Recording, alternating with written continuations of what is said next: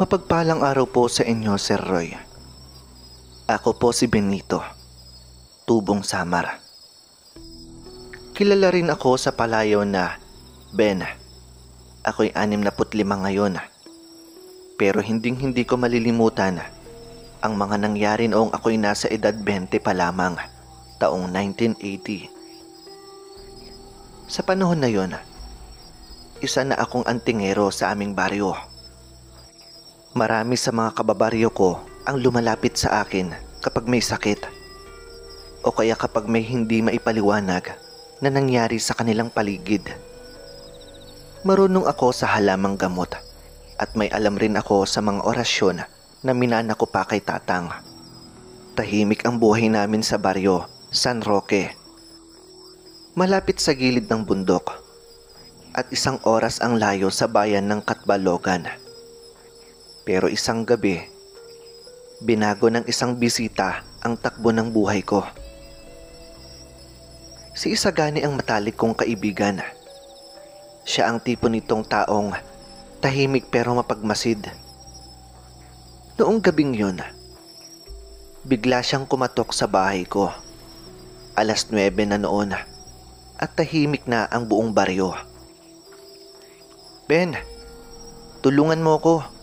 Yung asawa ko binabangungot kanina tapos pagkagising niya, puro pasa na yung leeg. Hindi to normal. Pakiramdam ko, may bumisita sa amin.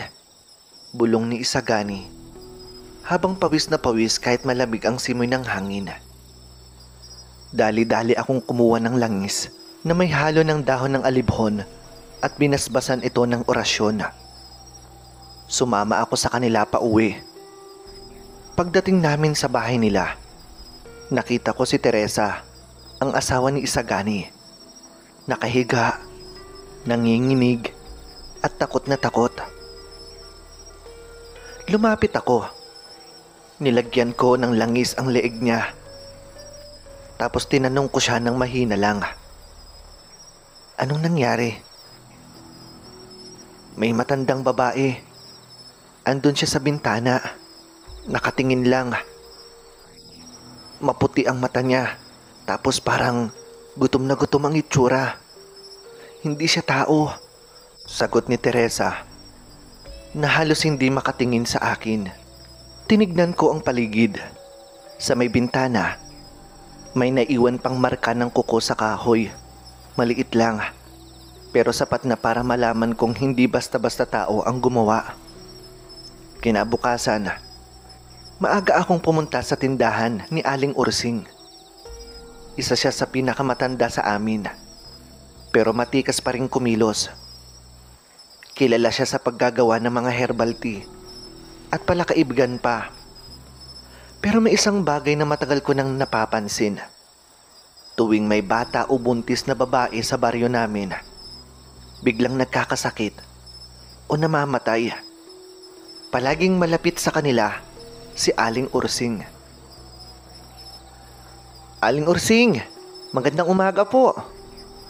Napadaan lang po ako. Bati ko habang pinapakiramdaman ang kilos niya. Ngumiti siya. Pero iba ang ngiting yon.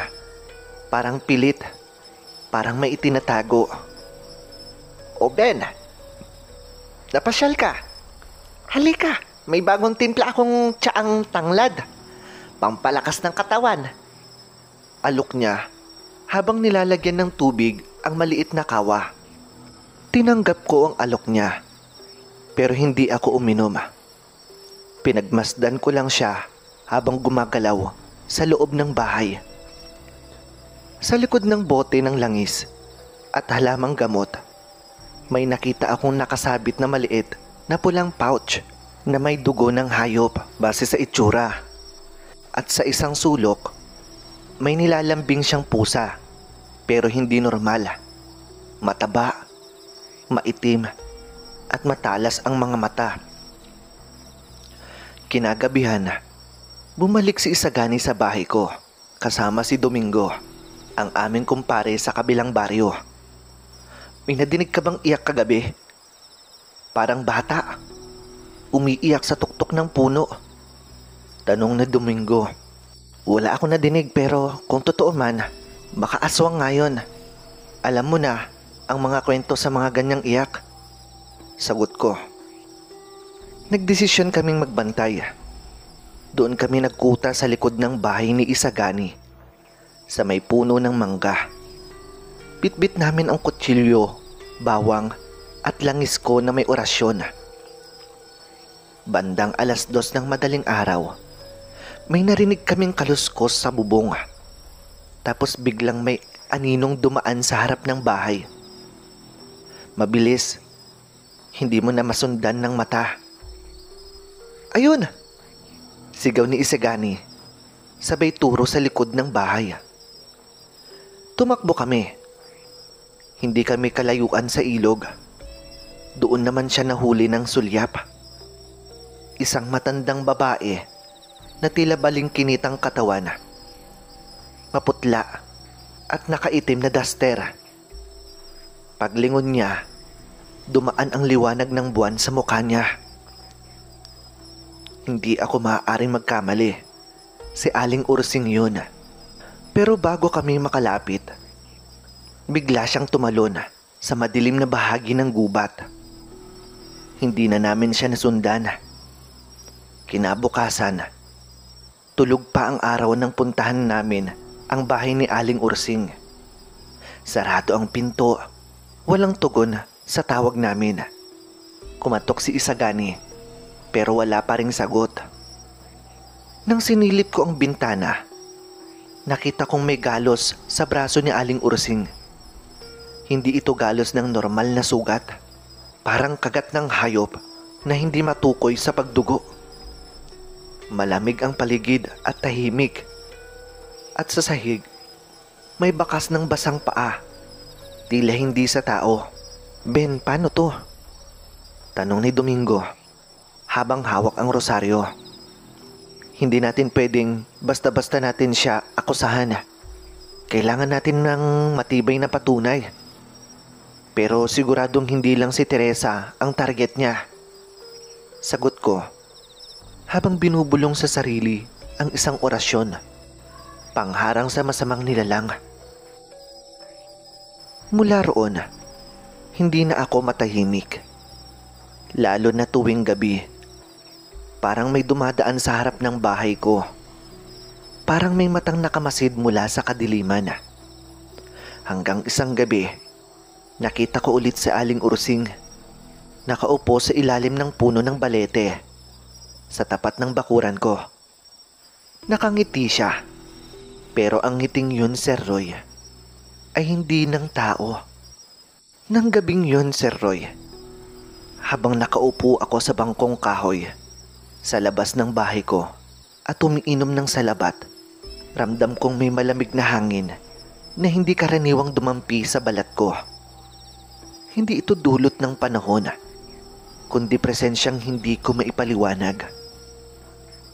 Doon ko siya nakita, si Aling Ursing, nakaupo sa ilalim ng balete sa tapat ng bakuran ko. Hindi gumagalaw, pero nakatingin diretso sa akin. Ang ngiti niya parang nakakaloko. Bahagyang nakalilis ang labi. Litaw ang dilaw ng ngipin at ang mga mata niya maputi, walang itim, walang damdamin. Pero ako, hindi ako kumurap. Pinakiramdaman ko ang paligid. Kinuha ko ang maliit na botelya ng langis na may orasyon. Nilagay sa bulsa ng duster ko. Sa mga panahon kasing ganoon, hindi mo alam kung dapat kang tumakbo, sumugod, o manalangin na lang. Hindi ko siya tinapunan ng galit. Umiling lang ako, sabay pasok sa bahay. Pero bago ko maisara ang pinto, bigla siyang tumayo. Mabagal ang galaw niya, pero diretso ang tingin. Nakita kong tumapak siya sa pilapil. Basang-basa ang paang parang galing sa sapa. Kinabukasan, maaga akong pumunta sa bahay ni Isagani at nandoon rin si Domingo. Tulala, habang nagsisiga sa harapan ng bahay. "Pare, dumaan ba si Aling Ursing dito kagabi?" Tanong ko kay Isagani. "Hindi ko nakita. Pero may nadinig kaming parang hayop sa bubong. Tapos si Teresa, nagising ulit, may galo sa binti." Sagot ni Isagani. Nagkatinginan kami ni Domingo. Hindi na to biro. Kung totoo ngang siya yun, baka hindi lang si Teresa ang balak niya, sabi ni Domingo. Pumasok kami sa bahay. Nakahiga si Teresa. Mukhang pagod. Parang nawalan na ng dugo. Dahan-dahan kong tinignan ang sugat sa binti niya. Payak, pero malalim. Hindi ordinaryong kagat. At kung titignan mong mabuti, may bakas ng paninilaw sa paligid. Senyales na may ibang pumasok na sistema sa katawan. Kailangan natin gumawa ng hakbang. Hindi na sapat ang pag-oobserba lang. Wika ko. Nagdesisyon kaming gumawa ng pangontra. Sinabuyan namin ng durog na bawang ang bubong at bintana. Sinindihan ng kandila sa 4 na sulok ng bahay. At binasbasan ang paligid ng dasal gamit ang langis ko. Kinagabihan, nagbantay kami. Ako, si Isagani at Domingo. Pare-parehong gising ang diwa. Puyat na, pero alerto. Pit-pit namin ang kutsilyo, rosaryo, at isang lalagyanan ng asin. Eksaktong 12:00 ng hating gabi, biglang nawala ang kuryente. Kasunod noon, may narinig kaming ingay sa bubong. Parang kalmot. Kasunod ang malakas na tunog. Parang may bumagsak sa harapan ng bahay. Tumakbo si Isagani, pumunta sa pinto. Pero pinigilan ko siya. "Huwag kang lalabas. Silipin muna natin." Sigaw ko. Lumapit ako sa maliit na bintanang may siwang. May anino roon. Isang hubad na nilalang. Maliit ang katawan. Payat. Pero may mahahabang kuko. At magulong itim na buhok. Hindi ko na kailangang isipin pa kung sino yon. Kilalang kilala ko ang itsura na yon. Si Aling Ursing. Pero hindi na siya yung matandang tindera. Iba na ang itsura niya. Parang hayop. Parang hindi na tao. Biglang tumalon si Domingo palabas ng pinto. Hawak ang kutsilyo. "Wag!" sigaw ko. Pero huli na. Paglabas niya, wala na ang nilalang. Pagtingin namin kay Domingo, tulala siya sa may puno ng langka sa gilid ng bahay. "Doon siya dumaan. Hindi ko siya naabutan pero hindi normal ang katawan nun. Parang alupihan na malaki," sabi ni Domingo. Nagpasya kaming hindi na matulog. Buong gabi kaming nagbantay. At kinabukasan, ako mismo ang pumunta sa bahay ni Aling Ursing. Hindi para makipag-away, kundi para makatiyak. Sarado ang bahay. Nakapasok ako dahil hindi nakalak ang pinto. Sa loob, mabaho ang amoy. Amoy dugo at usok at tuyong dahon. Nakita ko ang mga boteng langis, damong ligaw, mga papel na may sulat na wikang hindi ko maintindihan. Sa isang sulok, may 7 balat ng hayop na parang galing sa pusa. At isa sa mga yon, may bakas ng paggalaw. Maya-maya, dumating si Isagani. "Pare, mukhang may laman pa ang mga ito. Parang sariwa," sabi niya habang tinitignan ang mga balat. "Hindi natin to pwedeng galawin. Baka may epekto pa," sagot ko. Habang sinusuri namin ang bahay, may biglang kumaluskos sa itaas, sa kisame. Agad kaming tumigil. Tahimik. Nakatutok ang lahat ng atensyon namin sa kisame. Pare, may gumagalaw. Bulong ni Isagani. Tinignan ko ang bubong. May lumabas na anino sa pagitan ng kawayan. Hindi siya sumigaw. Hindi rin siya lumaban. Tila alam niyang natuklasan na namin ang sikreto niya. Paglabas namin ng bahay, nagpaalam ako kay Isagani at Domingo na kailangan kong umuwi para maghanda ng malakas na proteksyon. Dumaan ako sa likod ng bahay, sa bahagi kung saan may daan ng sapa. Doon ko siya nakita ulit. Nakatayo. Malamig ang tingin. Ben! Tawag niya sa akin. Hindi ako sumagot. Hindi lahat ng katulad ko ay masama. Dagdag pa niya. Tinignan ko siya. Sabay-sabing, pero may nasasaktan ka. Ngumiti lang siya. Pero hindi mo naiintindihan. May dahilan kung bakit ganito ako. Sabay lingon sa dilim ng gubat. Pagkatapos ng gabing yun, hindi na ulit siya nakita sa baryo. Pero simula noon, gabi-gabi may nawawalang manok. May mga batang may lagnat. May buntis na hindi na muling nagigising. Hindi ko alam kung siya pa rin ang may gawa o may iba pang kagaya niya. Pero ang sigurado, hindi pa ito tapos. At minsan, sa tuwing dumadaan ako sa puno ng balete sa tapat ng bahay ko, pakiramdam ko, nakatingin pa rin siya. At sa panaginip ko, may boses na pabulong na tinatawag ang pangalan ko. Lumipas ang mga araw na parang normal ang lahat. Pero sa loob-loob ko, alam kong may nagmamasid pa rin. Ang mga panaginip ko'y hindi matahimik. Laging may boses. Laging may anino. At palaging nasa isang lugar. Sa ilalim ng balete, sa may tapat ng bahay ko. Gabi-gabi, naririnig ko ang mga kaluskos sa bubong. May mga alagang hayop na nawawala.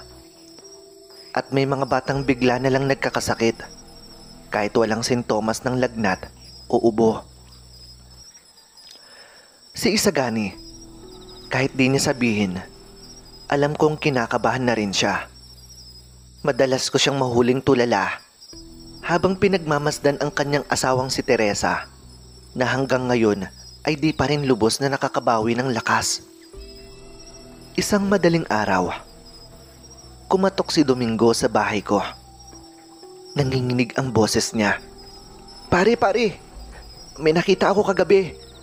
Hindi ko alam kung totoo o guni-guni ko lang.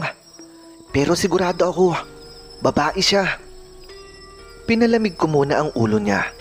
Pinaupo ko siya sa papag at binigyan ng mainit na salabat. Saan mo siya nakita? Tanong ko.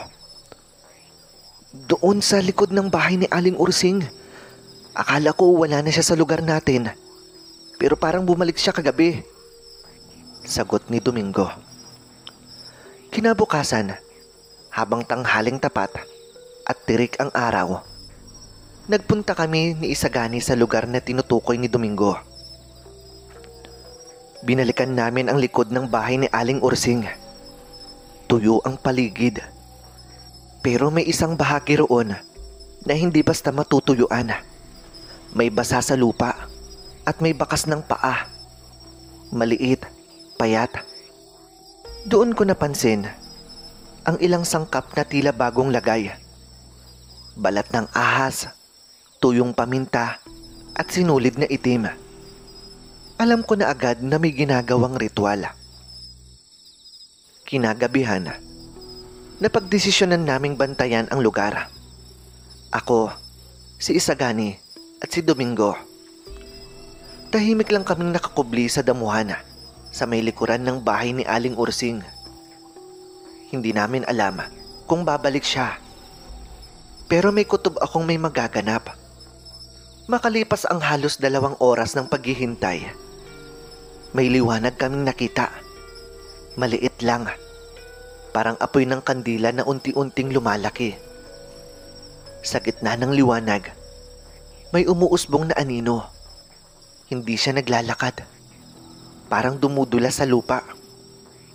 Nang lumapit, nakita namin siya. Si Aling Ursing. Pero hindi na siya katulad ng dati. Ang balat niya kulay abo. Ang mga mata niya ay maputi. Tila hindi na siya ganap na tao. Bit-bit niya ang isang mangkok na may laman na dugo. May inaawit siyang hindi namin maintindihan. Palalim ng palalim ang tono ng kanyang tinig na parang nagmumula sa ilalim ng lupa. Pinakiramdaman ko ang langis sa bulsa ko. Mainit. Ibig sabihin, may malakas na presensya pero hindi tao. Habang nagmamasid kami, bigla siyang lumingon. Tumigil siya sa pag-awit. Ramdam kong nakita niya kami. Hindi kami gumagalaw. "Sinong nandyan?" tanong niya. Walang sumagot. Tumayo siya at inamoy ang hangin. "Ben!" bulong niya. Nagkatinginan kami ni Isagani at Domingo. Lumabas ako mula sa damuhan. Dahan-dahang naglakad papalapit. "Hindi kami nandito para makipaglaban, Aling Ursing. Gusto lang naming malaman kung bakit mo ginagawa ito," sabi ko. Ngumiti lang siya, pero malungkot. "Hindi ito ang gusto kong buhay. Pero ito ang kailangan kong gawin para mabuhay," sagot niya. "May iba pa namang paraan. Hindi mo kailangang saktan ng iba," sagot ko naman. "Hindi mo lubos na maiintindihan. Bawat gabi, kailangan kong magpakain. Kung hindi, ako ang mauubos. Ako ang magiging biktima." Tumingin siya sa amin, pero hindi galit. Parang may lungkot sa mga mata niya. "Pinili ko na ang mga hayop, pero hindi laging sapat. Kapag nagkulang, minsan kailangan ko ng mas malakas na lakas ng tao." Tumingin ako kay Domingo na tila gusto nang sumugod, pero pinigilan ko siya. "Hindi kami nandito para pumatay, pero kailangan naming protektahan ang mga tao sa baryo," sabi ko. Lumapit siya ng isang hakbang, pero bigla siyang huminto. "Kahit anong gawin niyo, may parating pa. Hindi lang ako. Hindi ako ang tanging nilalang na ganito sa lugar natin. May mas malakas, mas matagal ang buhay. Ako alila lang," sagot ni Aling Ursing. Napalingon kami sa isa't isa. "May kasama ka pa?" tanong ni Isagani. Hindi siya sumagot. Tumalikod siya at naglakad papasok sa kakahuyan. "Huwag niyo na akong sundan. Sa susunod, baka hindi na ako ang humarap sa inyo," dagdag niya. Umalis siya. Hindi kami gumalaw. Tahimik lang ang paligid. Pati ang hangin, parang tumigil. Nang makabalik kami sa bahay, napagdesisyonan naming palakasin ang proteksyon ng bawat bahay sa baryo. Binigyan ko ng langis at orasyon ang bawat kapitbahay namin. Pinag-usapan naming wag munang isiwalat sa iba ang buong katotohanan. Baka magdulot lang ito ng kaguluhan. Kinabukasan, lumapit sa akin si Teresa. Mahina pa rin ang boses niya, pero may sinasabi siya. "May nakita ako sa panaginip ko kagabi. May mata na nakatingin sa akin mula sa ilalim ng lupa. Hindi ko alam kung babae o lalaki. Pero masama siya." Nanginig ang balahibo ko. Sa loob ng ilang araw, sunod-sunod ang nangyaring kakaiba. May mga alagang baboy na kinain. May mga bata na nagising na parang may tinig na naririnig sa ilalim ng kama. May matandang lalaki sa kabilang baryo na natagpo ang nakatihaya sa gitna ng palayan. Walang sugat, pero patay. Doon ko naisip, baka hindi lang si Aling Ursing. Baka may mas malalim pang ugat ito. Isang gabi, habang ako'y naglalakad pa uwi galing sa bahay ni Isagani, may naramdaman akong sumusunod. Tumigil ako sa ilalim ng puno ng akasya. Walang tao. Pero nang lumingon ako sa likod, may tumambad na aninong hindi ko inaasahan. Hindi si Aling Ursing. Mas matangkad ito. Mas madilim ang presensya. At ang mga mata niya, kulay pula. Pagkatapos ng gabing nakita ko ang nilalang na may pulang mga mata sa ilalim ng puno ng akasya, hindi na ako mapakali. Para akong laging may kasabay. Laging may matang nakamasid. Kahit sa gitna ng araw. Sa bawat yapak ko sa lupa, sa bawat ihip ng hangin, may bakas ng pagbabanta. At ngayon, alam ko na hindi lang si Aling Ursing ang nilalang na nagkukubli sa anyong tao. Lalong lumalim ang takot ko. Pero kasabay ng takot, may nanunuot na galit. Hindi na ito pwedeng palampasin. Dumaan ako kina Isagani, kinabukasan. May kailangan tayong tapusin, Gani. Bulong ko. Habang pinapahid niya ang langis ng nyog, sa balat kong nangangapal ang balahibo. Tumango lang siya. Pero mabigat ang titig niya sa akin. Bandang 10:00 ng gabi, bitbit namin ang pamana ni Kapedro. Ang baston ng sungkit na may ukit ng alibata. May balot itong telang pula. May sulsi ng mga dasal at orasyon.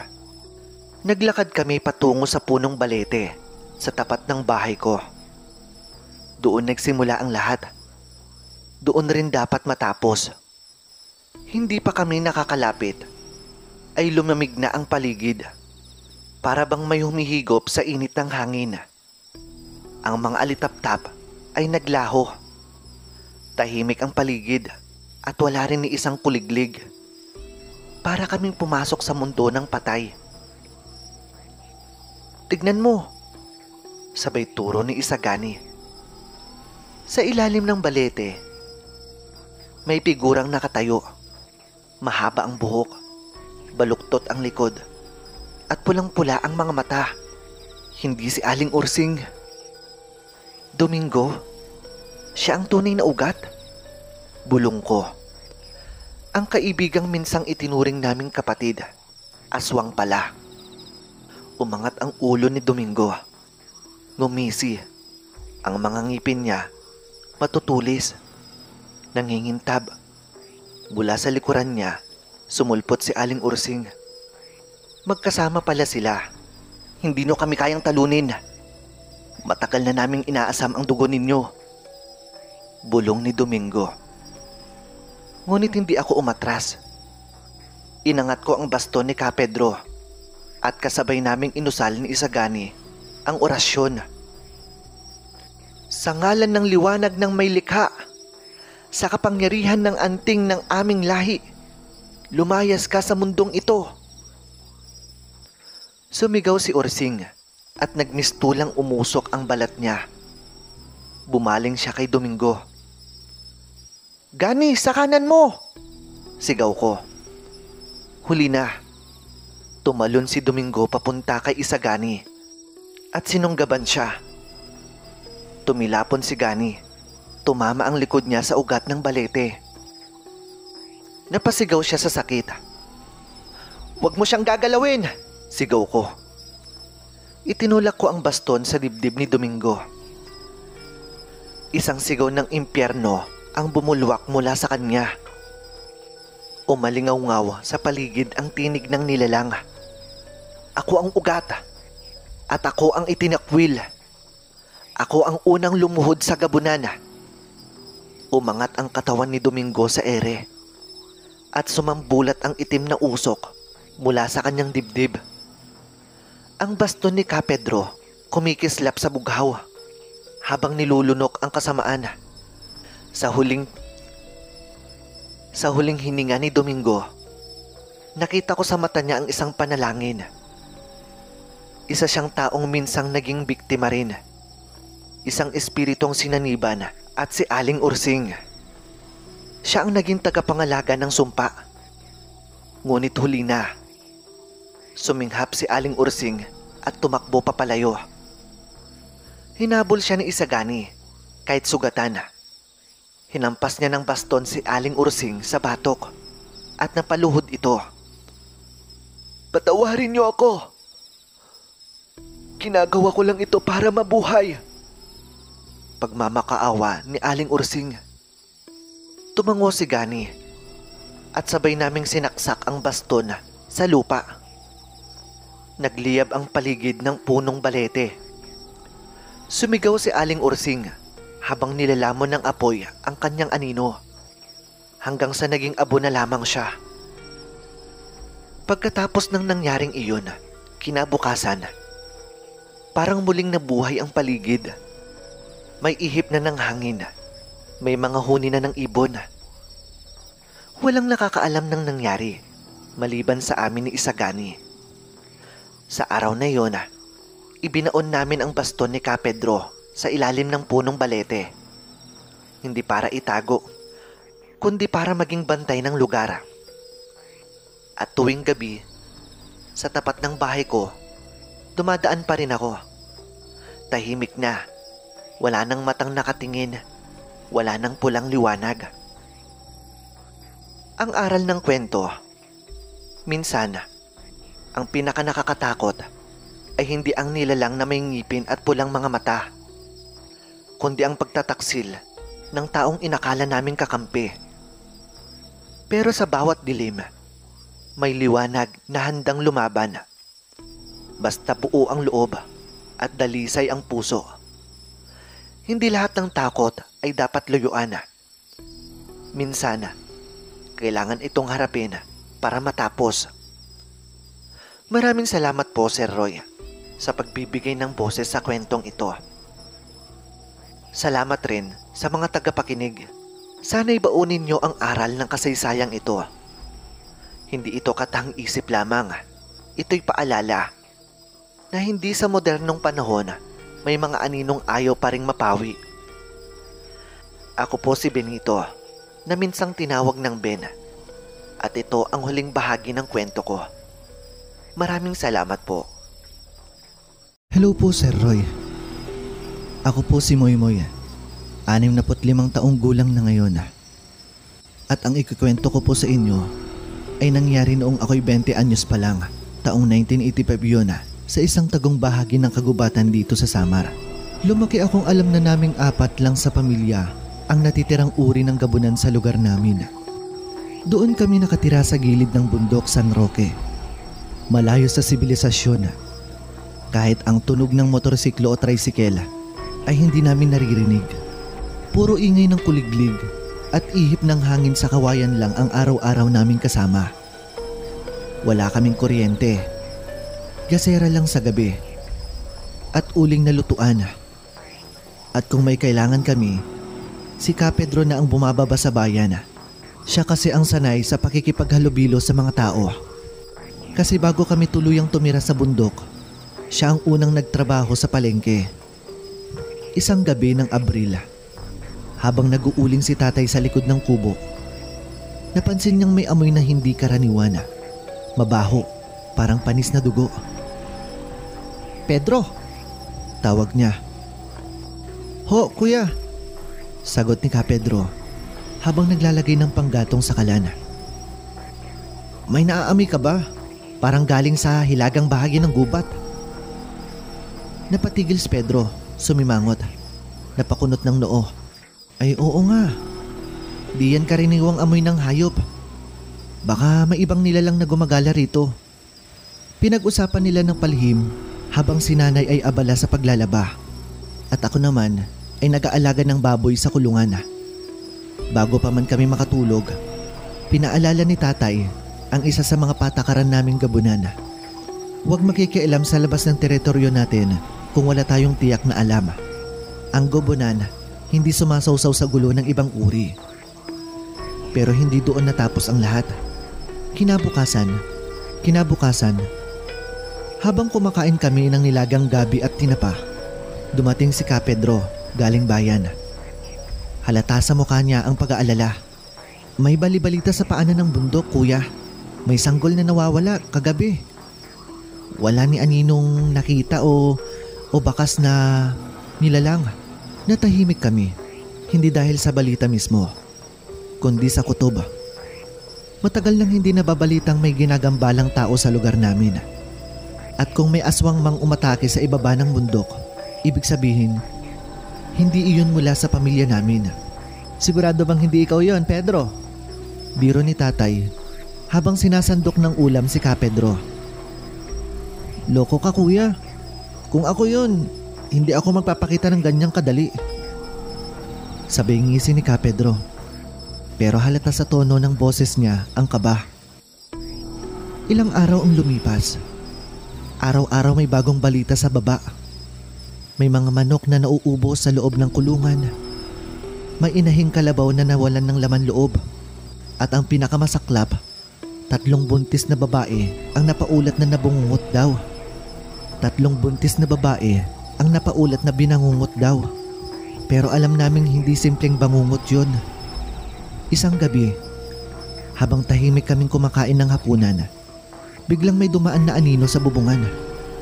Tunog ng sanga na nadaganan, sabay sunod-sunod na yapak. Tumayo agad si tatay. Pedro, sumama ka. Dalhin mo yung pangil na bato. Tumango lang si Ka Pedro, sabay dampot ng maliit na kahon na may lamang kulay itim na pangil ng usa. Isang uri ng anting-anting laban sa masasamang aswang. Ako po, tay. Tanong ko. Wag na muna, Noy, at dito ka na lang muna sa inay mo at wala siyang kasama. Baka hindi rin ito basta hayop lang. Lumipas ang 2 oras bago sila bumalik. Parehong pawisan. May gasgas sa mukha ni Ka Pedro. At may bitbit silang buntot ng aswang. Mabuhok, maitim at kulay abo. Buhay pa siya? Tanong ni nanay. Oo, pasigaw-sigaw pa kanina. Pero nabali ang pakpak niya. Hindi iyon tulad natin. Yung mata niya pula tapos may dalang buho. Gusto raw niyang linisin ang bundok na to mula sa mga mababait daw na aswang. Napakunot noo ako. Tayo yun ah. Tumango si tatay. Oo, tayo ang tinutukoy niya. Sa mata nila, kahinaan ang awa at ayaw nila ang tahimik na pamumuhay. Gusto nila ng takot, gusto nila ng dugo. Ilang araw kaming hindi makatulog ng maayos. Bawat kaluskos, bawat huni ng kwago, pinagbibintangan naming pabalik-balik ng mga kasama nilang nilalang yun. At bumalik nga. Gabi ng Miyerkules, panahon ng kabilugan ng buwan. Habang binabantayan ko ang kulungan ng mga baboy, biglang bumungad si tatay duguan. Noy, umalis kayo ng nanay mo. Dali! Sumugod sila 5. Kasama yung naunang umatake. Nasan si Ka Pedro? Hawak nila. Hindi ko siya nailigtas. Lumundag ang puso ko. Hindi ako makagalaw pero hinila ako ni nanay. May dalang lumang damit at abani kong may palaspas. Sumunod ka na lang. Huwag ka nang matigas ang ulo, Noy. Nagkubli kami sa ilalim ng tagong kuweba sa may batis. Tahimik, walang ingay, pati huni ng kuliglig parang takot sa gabing iyon. Bandang hating gabi, may narinig kaming alulong, sunod-sunod. Halos parang nag-uusap ang mga nilalang sa gabi. Pagkagising ng umaga, bumalik kami sa kubo. Wala na ang kubo. Sunog, uling, wasak ang kulungan ng baboy. Nakita naming nakasabit sa punong santol ang pangil ni Ka Pedro. Basag, may bahid ng dugo. Lumuhod si tatay. Hindi umiyak, hindi nagsalita. Pero nararamdaman kong iba ang gagawin niya. Babalikan ko sila, Noy. Hindi ito matatapos dito. Pagkatapos ng gabing yon, halos hindi ako makatulog. Nakahiga lang ako sa banig sa tabi ng aking ina habang ramdam ko pa rin ang pagkakulo ng damdamin ni tatay sa kabilang silid. Mula sa siwang ng dingding, nasinagan ng buwan ang aninong galit na galit habang hawak niya ang isang bagay na balot ng pulang tela. Alam ko yun yung mutya. Hindi ko pa man alam ang lahat ng kakayahan ni tatay. Pero nararamdaman ko, hindi na siya ang dating tahimik at mapagpakumbabang dado. Nawala na ang pag-aalalang baka masangkot kami sa gulo. Ang natira sa kanya ay ang apoy ng paghihiganti. At ang apoy na yon, hindi na mapipigil pa. Hindi nila kayang tapusin ang lahi natin, Puring. Marahang sabi ni tatay habang kinakausap si nanay. Akala nila kami pa rin yung dati. Akala nila hindi ko ilalabas ang mga sinumpa kong kaalaman. Ngayon, wala nang nagawa si nanay kundi umiyak. Mahigpit ang hawak niya sa laylayan ng kamison niya. Parang gusto niyang pigilan si tatay. Pero alam niyang walang makakapigil sa isang amang nasaktan. Hindi lang bilang kapatid ni Ka Pedro, kundi bilang haligi ng isang pamilyang tinangka nilang wasakin. Nag-umpisa siyang maghanda. Kinuha niya ang isang kahoy na baul sa ilalim ng papag. Isang lumang kahon na ni minsan ay hindi pa nabubuksan sa tagal ko nang nabubuhay. Nang buksan niya iyon, tumambad ang mga kakaibang bagay. Itim na tela na may burdang alibata, mga lumang anting-anting na may tila buhay na ningning, at isang maliit na bote ng berde ang likido na bumubula kahit hindi ginagalaw. Sa isang sulok ng bahay, binuksan din ni tatay ang isang kahoy. Doon niya kinuha ang isang itak na balot ng itim na banig. Kakaibang hugis nito, parang may piraso ng bato sa hawakan. At ang talim ay parang asul kapag nasisinagan ng liwanag. Motya ng panaw ito, bulong ni tatay. Panangga at patalim sa mga digawa ng tao. Hindi ko maiwasang mapalunok. Ilang ulit kong tinanong sa sarili ko kung hanggang saan ang kaya ni tatay at kung totoo ngang kaya niyang harapin ang buong kuta ng mga aswang na sila-sila ring pumatay sa marami noon sa aming baryo bago pa man kami tahimik na nanirahan sa gilid ng bundok. Bago siya umalis, nilapitan ako ni tatay. Lumuhod siya sa harap ko. Hawak niya ang mutya. Isang maliit na bilog na parang perlas na may bahid ng dugo sa gitna. Moy anak. Aniya, hindi mo pa panahon. Pero darating yung araw. Kapag hindi na ako nakabalik, itago mo ito. Huwag mong ibibigay kahit kanino. Kahit sa mga kamag-anak, kahit sa mga itinuring mong kaibigan. Huwag na wag. Tumango lang ako. Hindi ko maintindihan ang bigat sa dibdib ko. Parang gusto ko siyang sabayan. Pero alam kong hindi pa ako handa. At alam rin niya yun. Isang yakap at isang dasal lang ang naibigay ko kay tatay. Bago siya lumabas, madilim pa nang bumiyahe si tatay. Alam namin kung saan siya pumunta. Sa kuta ng mga aswang na dating pinagbabawal na lapitan. Doon mismo sa likod ng tuyong bangin. Sa likod ng sapang madalas naming iwasan kapag tumatawid ng kakahuyan. Samantala, ang hindi alam ni tatay ay buhay pa si Ka Pedro. Nakagapo siya sa loob ng isang lumang kamalig sa gitna ng kuta, sugatan, at ang mga mata niya parang gustong lumaban kahit na halos wala na siyang lakas. Isang babaeng aswang ang nagbabantay sa kanya. Balat kalabaw, maitim ang kuko at ang mga matay kulay putik. May pagkabalusang ngiti nito habang binabantayan si Ka Pedro. Huwag kang mag-alala, Pedro, sabi ng babae. Darating din si dado mo. Ganyan ang mga aswang na kagaya nyo. Damang-dama ang mga amoy ng dugo ng pamilya. Dadalhin ka niya papalayo at pagkatapos, sabay-sabay namin kayong tatapusin. Tinignan lang siya ni Ka Pedro. Mahina man siya, may sigaw sa mga mata niya. Galit, tapang, at pagtitiwala na hindi matatalo si tatay. Nang marating ni tatay ang paligid ng kuta, agad niyang naramdaman ang kilabot sa paligid. Parang hindi hangin ang gumagalaw, kundi anino. Parang bawat dahon na kumakaliskis, may matang nagmamasid. Pero hindi siya nagpatinag. Isa-isa niyang binigkas ang mga usal, mga lumang dasal na naglalaman ng kapangyarihan ng diwata na nagbigay sa kanya ng mutya. Sa bawat hakbang, Parang bumibigat ang lupa. Pero lumiliwanag ang paligid ng katawan niya. Umuusok ang balat niya at ang itak niya ay lumiliwanag. "Lumabas kayo! Hindi ako natatakot sa inyo!" sigaw ni tatay. At doon sila nagsilabasan. 1, 2, hanggang sa 10 mga aswang na may iba't ibang anyo. Merong may pakpak, may nabubulok na balat, may isa pang gumagapang na parang ahas. Pinalibutan nila si tatay. Ngunit hindi siya umatras. Pumesto siya sa gitna. Hawak ang mutya sa kaliwa at ang itak sa kanan. "Kung akala niyo'y matatakot niyo ko, nagkakamali kayo!" sigaw ni tatay. At nag-umpisa ang labanan. Isang sigaw mula sa mga aswang at sabay-sabay na umatake. Isang sigaw mula sa isa sa mga aswang at sabay-sabay silang umatake. Ngunit sa bawat dikit ng katawan ni tatay, nasusunog ang balat nila. At sa bawat iwas niya, may isang napuputol na braso.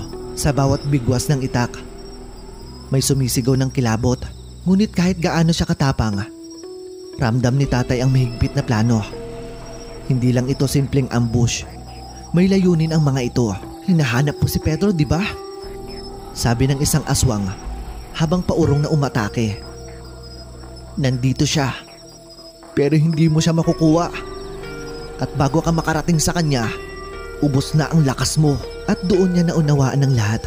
Ginamit si Ka Pedro bilang pain, hindi lang para sa kanya, kundi para sa amin. Kapag natalo siya, wala kaming pananggalang ni nanay. Walang magtatanggol sa amin. Ngunit hindi umurong si tatay. "Kung ito ang kapalit ng kalayaan ng pamilya ko, handa akong mamatay. Pero siguraduhin niyong wala ni isa sa inyo ang makakauwi ng buo," aniya. Pagkatapos ngang makalusot ni tatay sa mga atake ng mga halimaw na yun, hindi niya inakalang makikita na pangbuhay si Ka Pedro. Nakagapos ito sa isang malaking haliging kahoy, puno ng sugat at halos wala ng malay doon. Biglang lumiyab ang damdamin ni tatay, para bang may humila sa kanya mula sa pinakaloob ng kanyang pagkatao. Galit, awa at determinasyon na hindi ko pa nasaksihan kailanman sa kanya noon. Sa unang sabayang atake ng mga nilalang na yon, 4, 5, 6, sunod-sunod silang nagbagsakan sa harap ni tatay. Pero sa halip na umatras, lalo siyang lumapit. Isang kakaibang lakas ang dumaloy sa kanyang braso't binti. Hindi niya maipaliwanag, pero ramdam niyang parang ginabayan siya ng kung anong persang hindi niya pa nararanasan dati. Nang dumapo ang mga kamay ng aswang sa kanyang katawan, imbis na manghina siya, lalo siyang lumakas. Sinuntok niya ang lupa. Isang malakas na dagundong ang sumabog sa paligid. Parang pumutok ang mismong puso ng bundok. Nayanig ang lupa. Bumuka ang mga bato at nagsitilapon ang mga nilalang sa hangin na parang dahong tinangay ng bagyo. Sa pagkagulat ng mga aswang, mabilis na lumapit si tatay kay Pedro. "Sandali lang, Pedro. Sandali lang," bulong ni tatay, habang mabilis niyang ginunting ang tali gamit ang patalim na kinuha niya mula sa bulsa ng kanyang sinturon. Bit-bit niya ang halos hindi makatindig na si Ka Pedro. At sa abot ng makakaya niya, tinakbo nila ang daan pabalik sa kuweba. Doon sa lugar na tinuturing naming pinakaligtas kapag may kaguluhan. Dugo, pawis at alikabok ang bumabalot kay tatay habang pasan si Ka Pedro sa kanyang likod. Pagdating sa kuweba, hindi na nag-aksaya ng panahon si tatay. Hinugot niya ang kanyang mga dahon ng agimat, langis at pulbos mula sa lumang sisidlan. Sinimulan niyang gamutin si Ka Pedro habang minamasahe niya ang katawan nito gamit ang langis na may halong dasal. Paulit-ulit ang bulong niya. "Sa ngalan ng liwanag, sa lakas ng ating mga ninuno, bumangon ka, Pedro!" Wala akong narinig kundi ang mahinang ungol ni Ka Pedro. Buhay pa siya, pero hindi pa siya malakas. Samantalang kami abala sa pag-aalaga, hindi namin namalayan na ang mga halimaw na iniwan ni tatay ay unti-unting bumangon. Hindi nila inasahan ng ganong lakas mula sa isang tulad ni tatay. Ilan sa kanila ay tuluyang nalagutan ng hininga, pero ang iba'y naghilom ang sugat at muling tumindig. Hindi sila nagtagal doon. Umatras sila. Galit, gulat at takot ang bumalot sa kanilang mga mata. Tila ba ngayon lang nila naranasan ang ganong pagkatalo. At sa kanilang pagbalik sa pinakaloob ng kagubatan, tinahak nila ang mas madilim na daan patungong silangan bahagi ng kanilang kuta. Doon nagtatago ang tunay na pinuno. Isang matandang aswang na pinaniniwala ang matagal nang hindi umaalis sa kanyang lungga. Maputla, balbasarado, at ang balat niya ay parang pinagsamang paniki at usok. Sa bawat hakbang ng kanyang mga tauhan, sumisingaw ang galit sa kanyang katauhan. "Anong sabi niyo?" tanong ng pinuno, malamig at punong-puno ng puot. "May dumating na lalaki. Hindi namin siya kilala pero malakas siya. Parang hindi tao. May hawak siyang kapangyarihan. Hindi namin maintindihan." "Oo, pinuno. Napuksa ang ilan sa atin. Pilas lang niya." Dagdag ng isang aswang. Bakas pa sa tinig nito ang takot. Biglang bumalibag ng silyang kahoy ang pinuno. "Bakit kayo umatras? Bakit hindi niyo sinundan?" Tahimik ang lahat. Walang gustong magsalita. Ang iba'y napayuko. Ang iba na may nagtago ng tingin. Alam nila na galit na ang pinuno. "Hindi tayo pwedeng mapahiya ng ganun-ganun lang. Hanapin niyo ang pinanggalingan ng lalaking iyon. Alamin kung sino siya, kung anong klaseng dugo meron siya, at dalhin sa akin ang ulo niya, at dalhin sa akin ang kanyang ulo." Samantala, sa kuweba naman, unti-unting nagkamalay si Kapedro. Namumugto ang mga mata. Nanginginig ang boses. "Kuya Dado, buhay pa ako?" tanong niya habang pilit bumabangon. "Oo naman, Pedro, buhay ka pa. At hindi kita papabayaan," sagot ni tatay habang inaayos ang tela sa sugat ng kanyang kapatid. "Hindi ko akalain na makakabalik pa ako dito. Akala ko katapusan ko na."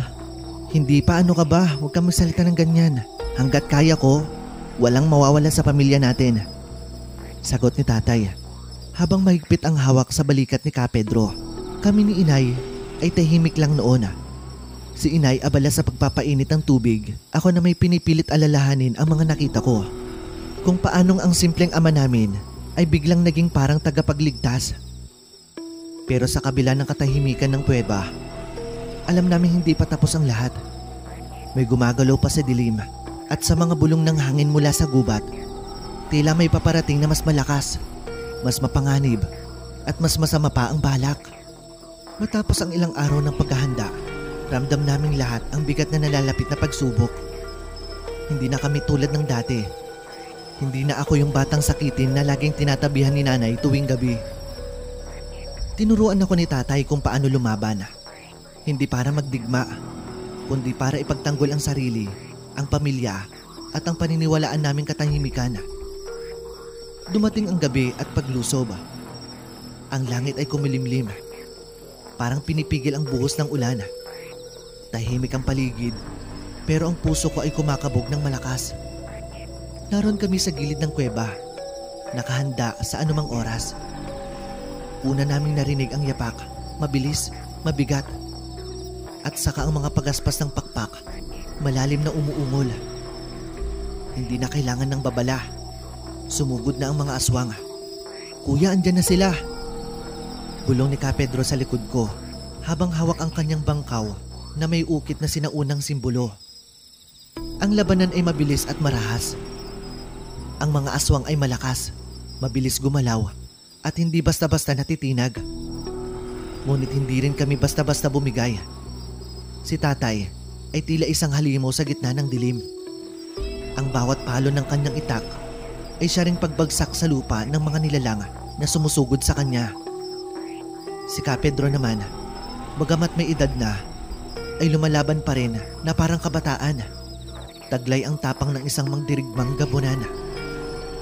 Ako naman, kinakabahan. Oo, pero hindi ako umurong. Ginamit ko ang itinuro sa akin ni tatay at nagbago rin ang anyo ko sa pagiging gabunan na tila hindi kagaya ng dati, anyong tao lang dahil sa tahimik na pamumuhay namin. At sa gitna ng kaguluhan, nakita ko kung gaano rin kaseryoso ang mga kalaban. Hindi lahat sa kanila ay hayok sa dugo. May iilan na tila nag-aalangan, naguguluhan, hanggang sa dumating ang pinuno ng mga aswang. Isang matikas at mahinahong nilalang na may mapanlikhang mga mata. Sa unang tingin pa lang, ramdam mong hindi siya katulad ng iba niyang kasamahan. "Dado!" sigaw niya habang nakataas ang dalawang kamay. Sinyalis ng pagtigil. Nagulat kami. Lahat huminto. "Hindi ito ang gusto ko! Hindi ito ang usapan namin ng mga kauri ko. Katahimikan ang gusto ko, hindi kaguluhan." Galit pero pigil ang boses ng pinuno. Lumingon si tatay. Kita ko sa mata niya ang pagtataka.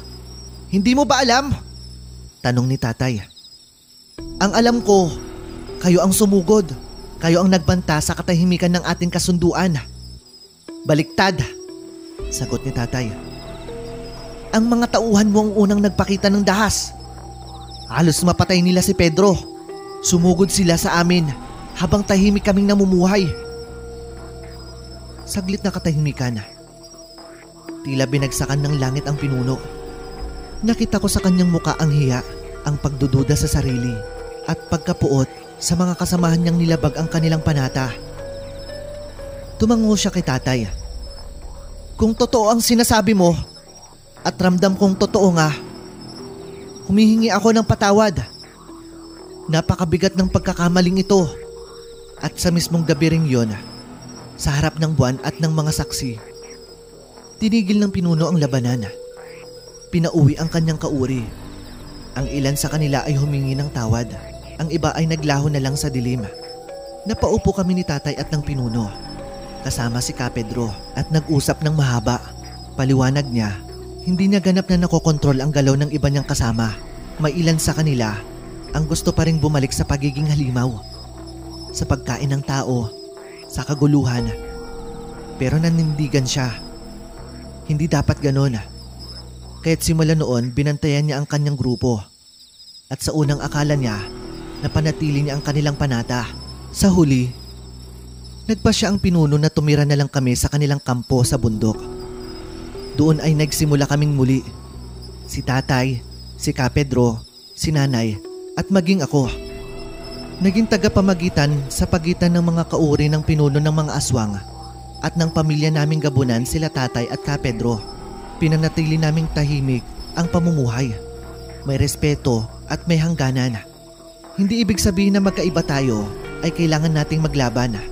May ilang taon din ang lumipas. Si tatay ay mas tumanda na pero mas naging iginagalang. Si Kapedro naman ay naging tagapagturo sa mga kabataan sa kampo, pati ako. At ang pinuno ng aswang, naging isang haligi ng katahimikan. Sa huling pagkakataon na kinausap niya ako, ang tunay na lakas ay hindi nasusukat sa dami ng nailupig, kundi sa dami ng naunawaan. Ang aral sa kwento, sa mundong puno ng pagkakaiba, ang tunay na kapayapaan ay nagsisimula sa pagtanggap, pag-unawa, at pakikipag-usap. Hindi lahat ng kinakatakutan natin ay kaaway. Minsan, ang tunay na kalaban ay ang maling akala at bulag na galit. Maraming salamat po, Sir Roy, sa pagbibigay ng boses sa aming kwento. Sana ay nagsilbing aral at paalala ito sa lahat ng nakikinig. Sa kabila ng dilim, palaging may liwanag. Maraming salamat po sa inyo at mabuhay po kayo. Hello po, Sir Roy. Ako nga po pala si JC. 55 taong gulang na po ako ngayon. Pero ang kwentong ikikwento ko po sa inyo ay pangyayari noong taong 1985. Panahon na 15 anyos pa lang ako. Hindi ko po ito malilimutan habang buhay. Dito ko unang naranasan ang takot na halos hindi ko maipaliwanag. At dito rin nagsimula ang buhay ko bilang isang tagapagmana. Dito sa amin sa isang baryo sa Samar. Kilala ang lola kong si Menard bilang ermitanyo. Hindi dahil sa takot ang mga tao sa kanya, kundi dahil sa respeto. Siya lang kasi ang alam naming nakakapagpagamot gamit ang mga halamang gamot, orasyon, at mga luma niyang tungkod na pinaniniwalaan naming may taglay na kapangyarihan. Ako ang laging kasama ni Lolo tuwing may nagpapagamot. Ako ang tagapag-abot ng tubig, tagadurog ng dahon. At minsan, ako rin ang pinapapili niya ng mga halamang kailangan niya sa likod ng bahay. Bata pa lang ako, alam ko na agad na hindi siya pangkaraniwan. May mga oras na umiilaw ang tungkod niya kapag gabi at may dinadasalan siyang parang hindi maintindihan. JC, darating ang panahon, ikaw ang magpapasa ng salita. Sabi niya minsan habang pinupunasan ko ang tungkod niya. Hindi ko masyadong maintindihan noon ang ibig niyang sabihin. Alam ko lang, mahal ko si Lolo. Siya ang nagturo sa akin ng maraming bagay, pati ang huwag matakot sa gabi. Pero nagbago ang lahat. Isang gabi ng Oktubre, bigla na lang naging malamig ang hangin sa baryo. May mga alagang manok ang mga kapitbahay na bigla na lang nawawala. Tapos ang mga asong madalas tahol ng tahol tuwing gabi, tumahimik. Parang may pinapakinggan silang hindi namin naririnig. Isang gabi, habang naghahaponan kami ni na Lolo at tatay kong si Alberto, may kumatok. Maynard, kailangan ka ng anak ko. Sabi ng isang ginang, putla ang muka niya at nanginginig. Parang kinulang si Marites. Hindi gumigising at may pasapasat yan. Nagtinginan kami ni tatay. Agad na tumayo si Lolo at kinuha ang tungkod. Halika, JC. Sumama ka. Utos niya. Sumama kami sa bahay ng ginang at nadatnan naming nakahiga si Marites. Barkada ko pa yon sa eskwela. Tulala at malamig ang katawan. Hinawakan ni Lolo ang tiyan niya at napahinto. May sumisip-sip sa laman niya. Hindi ito sakit. Abwak ang tunay na may gawa nito. Mahinang sabi ni Lolo. Napatingin ako sa kanya. Lolo, ano yung abwak? Isa itong klase ng aswang apo. Lumilipad. Hindi na naghihiwalay ang katawan, pero may dila itong kayang umabot kahit sa loob ng bahay. Madalas nitong biktima ay buntis o bata. Paliwanag niya habang nilalabas ang maliit na bote ng langis. Hindi ako nakagalaw. Noon ko lang kasi narinig ang salitang abwak. Ilang araw ang lumipas. Sunod-sunod ang pagkawala ng mga bata sa kabilang sityo. Umabot na sa 5 kaso. Isa roon ay isang pamangkin ni Rick, kababata ko. Siya ang una kong pinuntahan para kausapin. Rick, alam mo bang may abwak sa baryo? Tanong ko. Tumango siya. Alam ni Lolo. Pinuntahan nga kami kagabi. Sinabihan akong mag-iingat sa gabi. Sabi niya, delikado ang dugo mo. Anong ibig sabihin nun? Ewan, pero parang alam niyang may nakatakda sa'yo, JC. Hindi ko alam kung anong iisipin. Kinagabihan, kinausap ako ni Lolo habang nag-aayos siya ng mga dahon sa mesa. JC Apo, kung sakaling may mangyari sa akin na masama, kailangan mong ituloy ang ginagawa ko. Hindi lang basta panggagamot ang pinapasa ko sa'yo. Meron kang dugo ng tagabantay. Lahi natin yan. Ang tungkod na ito, hindi ito basta kahoy lang. Tinignan ko ang tungkod. Parang may sunulid ng alibata sa gilid nito. Noon ko lang napansin. Lolo, anong ibig sabihin ng tagabantay? Ang bawat baryo noon may tigabantay. Hindi lang ako manggagamot. Ako rin ang takapag-alaga laban sa mga nilalang na hindi mo makikita sa liwanag. Pero may hanggan ang buhay ko at nakikita ko na, malapit na. Mahinang sabi niya. Nang gabing yun, Sir Roy, hindi ako nakatulog. Parang may pakiramdam ako na may parating. At dumating nga. Madaling araw habang natutulog kami, bigla ako nagising sa tunog ng bubong. Parang may humampas ng malakas. Sumilip ako sa bintana. Nakita ko ang isang anino. Parang tao pero may pakpak. Malaki ang mata at ang dila mahaba at pulang-pula. Tumalon ako sa higaan ni Lolo. "Lolo, may abwak." Agad siyang tumayo. Kinuha ang tungkod at lumabas ng bahay. Ako naman, sinundan ko siya. Hawak ko lang ang maliit na bote ng langis na inabot niya. Nang lumabas kami, nakita naming nakatayo ang nilalang sa taas ng puno ng mangga. Nanlilisik ang mata at ang pakpak nito'y parang sa paniki. "Maynard, panahon mo na para magpahinga. Ako na ang maghahari dito." Boses ito ay parang nakakasugat sa tenga. Maya-maya, hinampas ni Lolo ang tungkod niya sa lupa. May umalimbaw kaya na alikabok na tila may gumuguhit sa hangin. "Huwag mong galawin ang mga tao dito. Hanggat nabubuhay ako, hindi mo sila madadampian." Matigas niyang sagot. Tumawa ang abwak. Kaya nga kita papatayin. Sa iglap ng isang kisap mata, umatake ito. Pero bago pa siya makalapit, isang ilaw ang bumalot sa paligid ni Lolo. Napaatras ang nilalang. "JC, kunin mo ang abo ng dahon ng kamangyan. Isaboy mo sa hangin." Sigaw ni Lolo. Ginawa ko kaagad. Pagsaboy ko, parang nasunog ang pakpak ng nilalang. Tumili ito at tumakas sa hangin. Pagbalik namin sa loob, naupo si Lolo at hawak-hawak niya ang dibdib niya. "Hindi na ako kasing lakas ng dati, apo," sabi niya.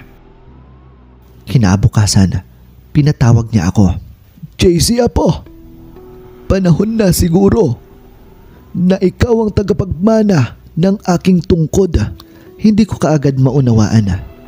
Pero sa gabing iyon, pagkahawak ko sa tungkod, parang may kuryenteng dumadaloy sa katawan ko. Nakita ko ang sarili ko sa salamin at ang mga mata ko'y kumikislap ng bahagya. "Lolo, ano to?" "Iyan ang kapangyarihang likas sa'yo. Hindi mo yan mapipili.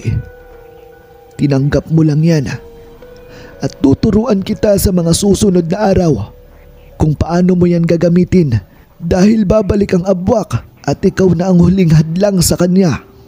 Sir Roy, matapos ang gabing yun na umatake ang abwak at napalayas ni Lolo, ilang araw ang lumipas na tahimik ang baryo. Wala kaming narinig na ulat na nawawalang bata o hayop. Pero ramdam naming lahat. Parang katahimikang may kinikimkim. Si Lolo Maynard, kahit nagpipilit pa ring malakas, alam naming bumabagal na ang galaw. Mabilis mapagod. At minsan ay napapatigil sa kalagitnaan ng dasal. Doon niya ako sinimulang tinuruan. Hindi lang tungkol sa panggagamot, kundi tungkol sa kung paano ko gamitin ang kapangyarihang sinasabi niyang likas sa akin. "JC, ang tungkod ko ay hindi pinagmumulan ng lakas mo. Isa lang yung kasangkapan para ilabas mo kung anong meron ka na talaga," sabi niya habang hawak ang lumang aklat ng orasyon. Araw-araw, bago pa man sumikat ang araw, ginigising niya ako para sa pagsasanay. Mula sa paglalakad ng nakapikit habang nakikinig sa tunog ng hangin, hanggang sa pagbigkas ng mga dasal habang binubuhusan ng malamig na tubig ang katawan ko. Nakakapagod, pero sa loob ng ilang araw, napansin kong nagbabago ang katawan ko. Mas naging magaan ang pakiramdam ko. Parang kaya kong tumakbo ng hindi hinihingal. Kaya kong tumalon mula sa bubong ng bahay namin papunta kalapit ng puno. Mas naging magaan ang pakiramdam ko. Parang kaya kong tumakbo ng hindi hinihingal. Kaya kong tumalon mula sa bubong ng bahay namin papunta sa kalapit na puno ng mangga. "Lolo, normal pa ba to?" Tanong ko minsang nakita kong lumundag ako ng mas mataas kaysa sa dati. "Hindi. Pero likas sa'yo. Yan ang sinasabi ko sa'yo, apo. Bago ko pa man ipasa sa'yo ang tungkod, nakita ko na yan sa panaginip. Isang batang lalaki na May dilaw na liwanag sa katawan. Tumalon mula sa puno papuntang bubong. At ikaw yun, Apo. Isang gabi, habang nagtuturo pa si Lolo ng bagong dasal para sa pangontra, biglang dumating si Tatay Alberto. Hinihingal siya at pawis na pawis. Tay! Sa kabilang dulo ng baryo, may nawawala na naman. Sigaw niya. Nagtakbuhan kami ni Lolo palabas. Pagdating namin sa bahay ng pamilya ni Mang Ernesto, umiiyak ang nanay niya habang hawak-hawak ang damit ng anak niyang si Jonas, 6 na taong gulang. Pumasok siya sa kwarto, tapos biglang may malakas na tunog sa bubong. Pagtingin namin, wala na siya. Tinignan ni Lolo ang paligid. Tumigil siya sa isang bahagi ng lupa at itinusok ang tungkod. Kumislap ito ng bahagya. Hindi ito isa lang, JC. Marami sila at napakalakas pa. At sigurado akong babalik sila, hindi para sa isa lang, kundi para sa buong baryo. Hindi lang ito laban ko o ni JC, sabi niya. Kapag nagsimula ng umatake ang mga yon sa mismong sentro ng baryo, dapat handa tayong lahat. Hindi natin sila matatalo ng dasal lang. Kailangan may pagbabantay gabi-gabi. Nagboluntaryo si Rick. Ako na ang mag-iikot sa gabi, Lolo. May patalim ako sa bahay. Kung may makita ako, sisigaw ako agad.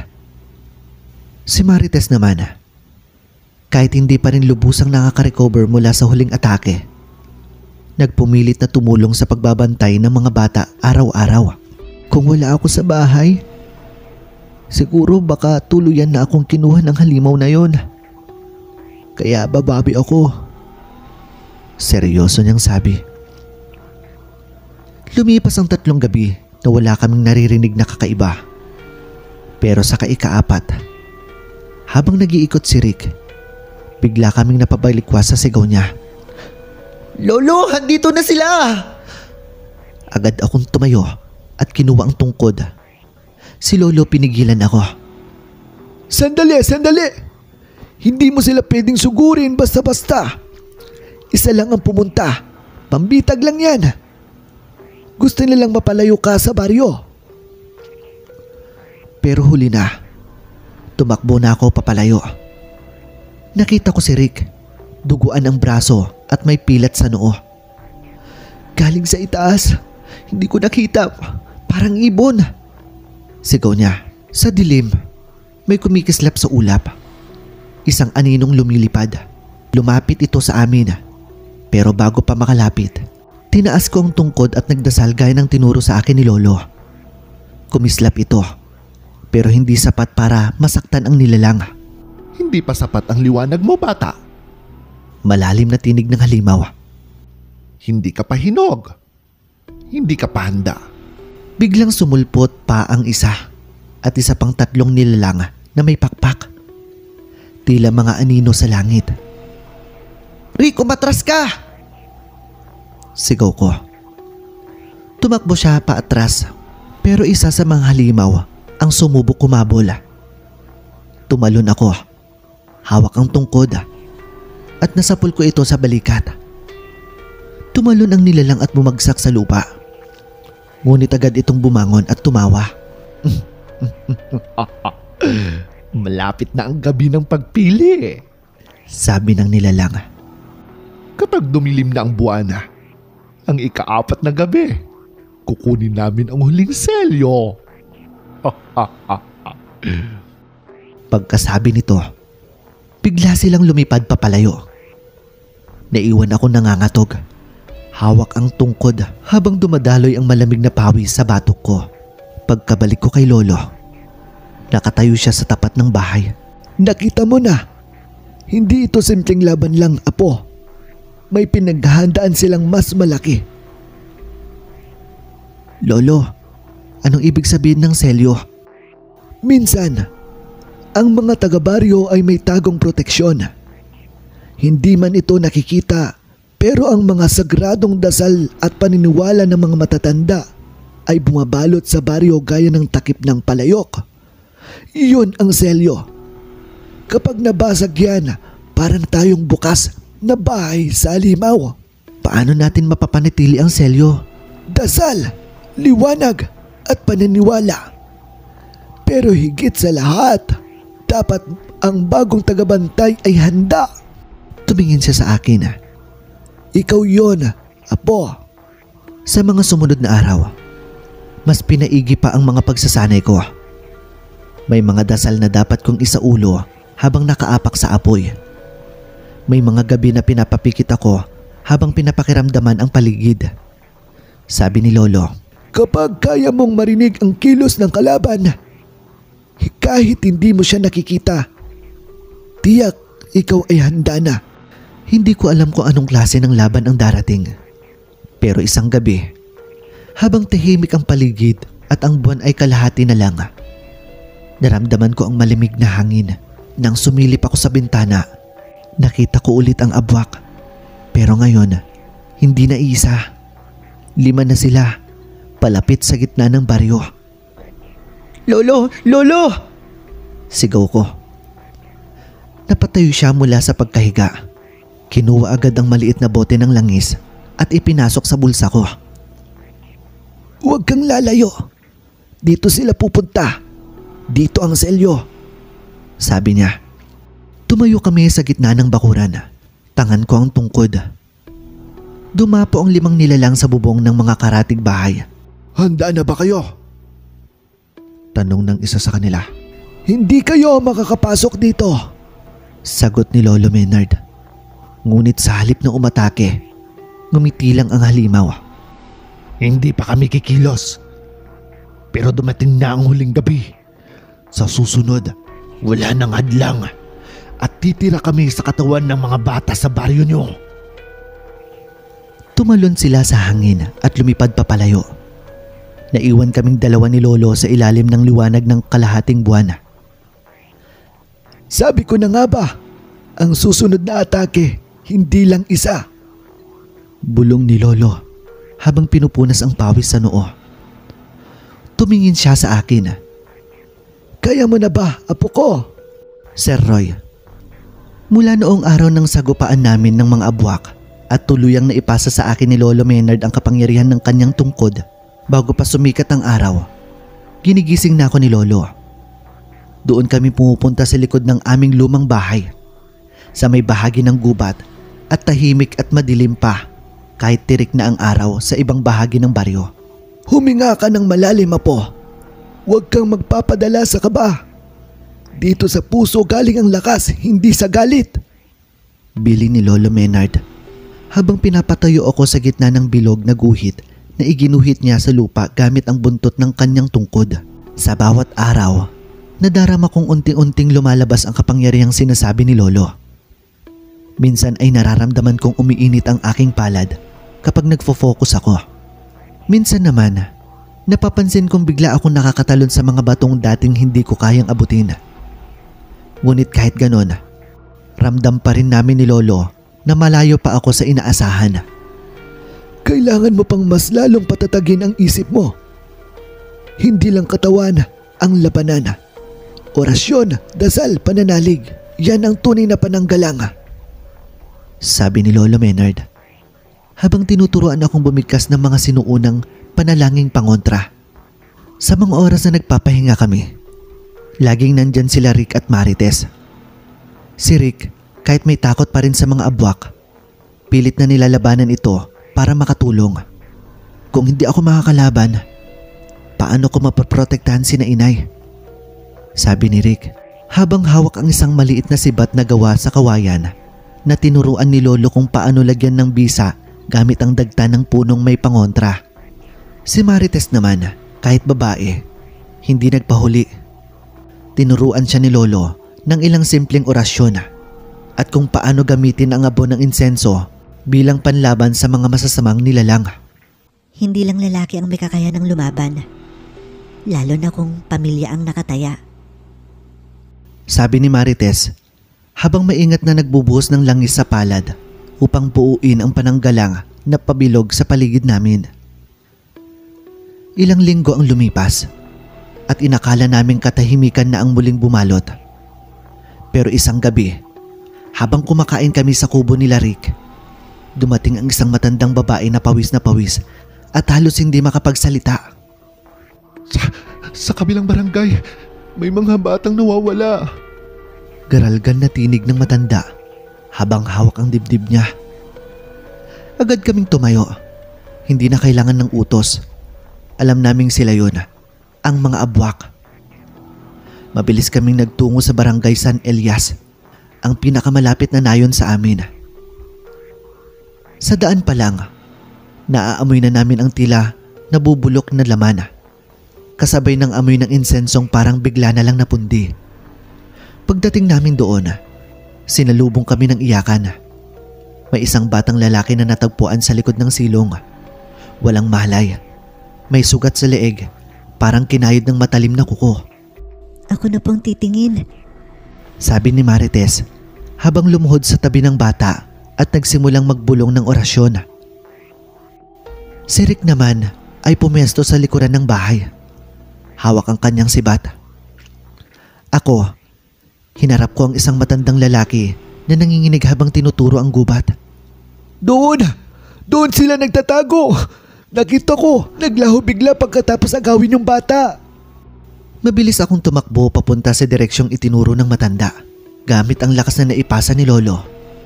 Nakatalon ako sa mga puno, hanggang sa maramdaman kong may presensya na hindi pangkaraniwan sa paligid.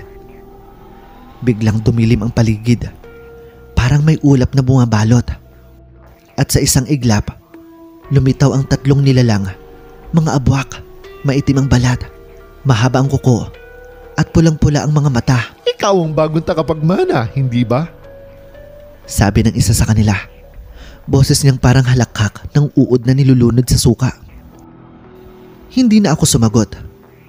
Hinigpitan ko ang hawak sa tungkod ni Lolo. Tumalon ako. Inikot ito sa ere. At inundayan ng malakas na hampas ang paanan ng isa sa mga abwak. Umalingaw-ngaw ang tunog ng nabaling buto. Mapangahas! Sigaw ng abwak habang sumambulat ang likido sa sugat niya. Hindi pa man ako nakakalayo, umatake na agad ang pangalawa. Ngunit bago pa siya makalapit, lumutang ang kapangyarihan sa loob ko. Parang may biglang tumulak sa kanya paatras. Nagliyab ang paligid at bumagsak siya sa damuhan. Humahagulgol. Hindi mo pa kami kaya. Pero pinatay mo ang isa sa amin. Babawi kami. Banta ng natirang abwak bago sila naglaho sa anino. Hingal ako, pero nanatili ako nakatayo. Alam kong hindi pa natatapos ang lahat. Pagbalik ko kina Lolo, tahimik siyang nakaupo sa harap ng apoy. Isa sa kanila ang pinatahimik mo. At ngayon ay hindi ka na nila papalampasin. Sambit ni Lolo Menard. Alam ko po, Lo, pero hindi rin naman ako papayag na umatras. Buhay ng mga taong nakasalalay. Sagot ko habang pinupunasan ng dugo sa tungkod ni Lolo. Uy JC, galing mo kanina ha.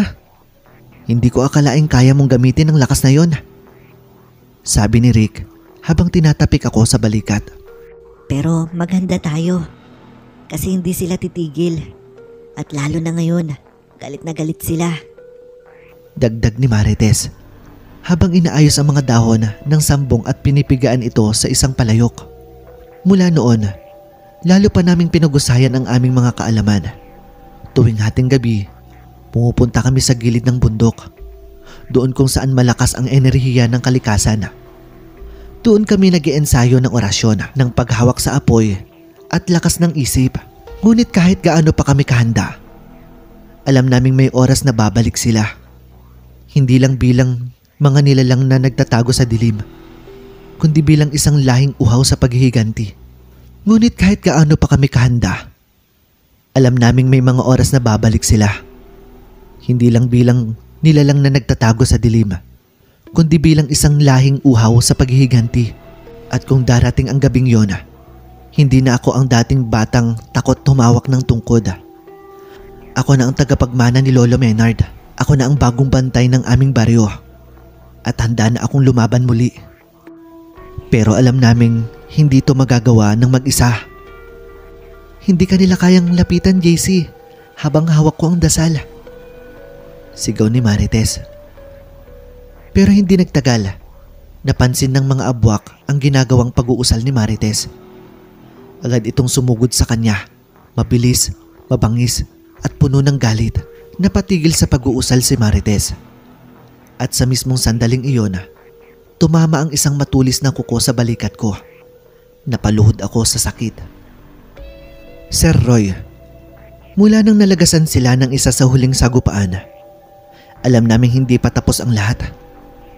Tiyak naming nagtatago lang sila, naghahanda ng mas malupit na pag-atake. Ang kutob namin, hindi lang sila basta babalik. Babalik sila na buo ang pwersa ng kanilang angkan. Habang tuloy ang araw-araw kong pagsasanay, unti-unting lumalakas ang pakiramdam ko. Parang may kakaiba sa loob ko na gumigising. Hindi ko maipaliwanag, pero ramdam ko. May nilalabas na kapangyarihan ng katawan ko na ni minsan ay hindi ko pa nararanasan. Sabi ni Lolo, Yan ang dugo ng mga tunay na tagapagmana ng tungkod. Ginigising na ng panahon ang kapangyarihang nakatago sa iyo, Apo. Hanggang sa isang gabi, nagsimula na ang kinatatakutan naming lahat. Nagtipon sila sa may kakahuyan. Maraming mata ang kumikislap sa dilim. Hindi sila 10, hindi sila 20. Mahigit 20 abwak ang sabay-sabay na lumusob. Sila ang buong angkan. Mga matang pula, matutulis ang mga kuko. Pawis na amoy dugo ang dumadaloy sa kanilang katawan. Sa simula, kayang-kaya ko pa silang salubungin. Sa bawat hampas ng aking tungkod, may sumasabog sa liwanag. Sa bawat ikot ng katawan, may abwak na natatamaan at nawawalan ng lakas. Nasa likod ko si Marites. Taimtim siyang nag-uusal ng mga dasal habang hawak ang kanyang anting-anting na pamana pa raw ng lola niya. Ang bawat bigkas niya ay nagsisilbing selyo sa katawan ko. Ang bawat salita niya parang panangga sa bawat kalmot at kagat na inaabot ko mula sa mga abwak. Marites! Sigaw ni Lolo habang itinapon ang kanyang mutya at tinamaan ang abwak na sumugod. Si Rick naman, agad na sumalo kay Marites at iniharang ang sarili. Bumagsak ako sa lupa. Nanginginig ang katawan ko. Wala na ang panangga. Wala na ang mga dasal. Ako na lang. Huminga ako ng malalim. Hindi ako pwedeng bumigay. Hindi ngayon. At sa mismong sandaling iyon, may malakas na enerhiya ang dumaloy sa katawan ko. Hindi ko maipaliwanag. Parang may espiritu na pumasok sa loob ko. Malamig, pero nakakapaso. Ramdam ko ang bigat, pero magaan ang pakiramdam ko. Tumitibok ang puso ko ng mas mabilis. At alam kong gising na ang kapangyarihan ng mga ninuno ko. Tinignan ko ang tungkod na hawak ko. May mga sinaunang ukit na biglang lumitaw. Tila alibatan na nagsisilabasan ang liwanag. Ang bawat galaw ko parang sinasayaw ng hangin. Lumaban ako, Sir Roy. Lumaban ako kahit sugatan. Ang bawat hampas ko sa hangin, may sumasabog na abwak. Ang bawat ikot ng katawan ko, may isa na namang umaatras. Tila ako'y hindi na tao, kundi anino ng lahat ng gumaganti ng hustisya.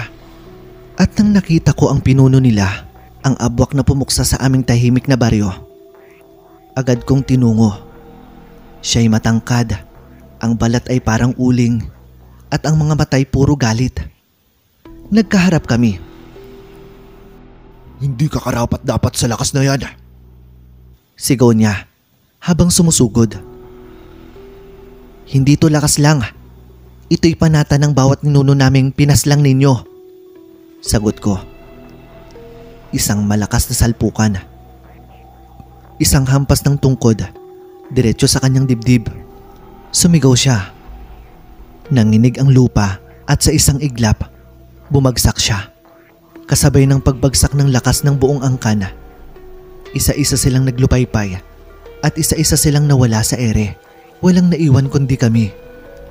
Ako, si Lolo, si Rick at si Marites na ngayon ay muling nakatayo. Ang aral sa kwento, hindi sukatan ang lakas ng katawan kundi tibay ng paninindigan. Sa bawat laban, mahalagang may pananalig, pagkakaisa at panata. Dahil ang tunay na kapangyarihan ay hindi lang galing sa loob, kundi sa puso at sa alaga ng mga minamahal nating pinaglalaban natin. Maraming salamat. Ako po si JC at itong kwentong hindi ko malilimutan. Ang gabing ginising ako ng kapalaran para maging tagapagtanggol ng aming baryo. Maraming salamat po sa inyong lahat sa mga nakinig at tumutok sa kwentong ito. At higit sa lahat, salamat sa iyo Sir Roy sa pagbibigay ng boses sa kwentong ito at pagbabahagi sa mas marami pa nating mga kababayan. Hanggang sa muli.